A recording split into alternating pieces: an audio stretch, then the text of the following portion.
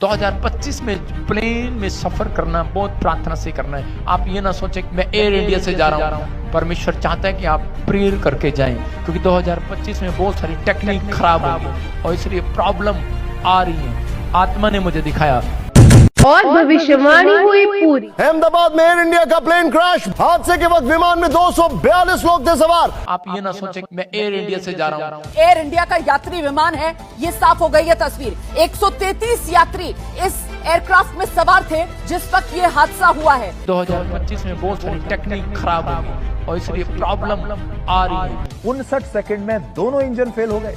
इतनी बड़ी खराबी इस प्लेन में आ गई कि विमान बच नहीं पाया। आप ये ना सोचें कि मैं एयर इंडिया से जा रहा हूँ, क्योंकि 2025 में बहुत सारी टेक्निक खराब होगी और इसलिए प्रॉब्लम आ रही है। आत्मा ने मुझे दिखाया जिस विमान को दुनिया का सबसे सुरक्षित यात्री विमानों में से एक माना जाता था, जिस विमान के सेफ्टी रिकॉर्ड की मिसालें दी जाती हैं कि ये विमान कभी क्रैश नहीं हुआ आज तक, जिस विमान के लिए ये कहा जाता था कि इसका अगर एक इंजन भी फेल हो जाए तो दूसरा इंजन विमान को संभालने में पूरी तरह सक्षम है, वो विमान जो आज तक कभी क्रैश नहीं हुआ, वो आज अहमदाबाद में कैसे क्रैश हो गया, ये सवाल सबके दिमाग में है। जवाब किसी के पास नहीं। टेक ऑफ के बाद विमान के दोनों ही इंजन उसे बचा नहीं पाए। 59 सेकंड में दोनों इंजन फेल हो गए।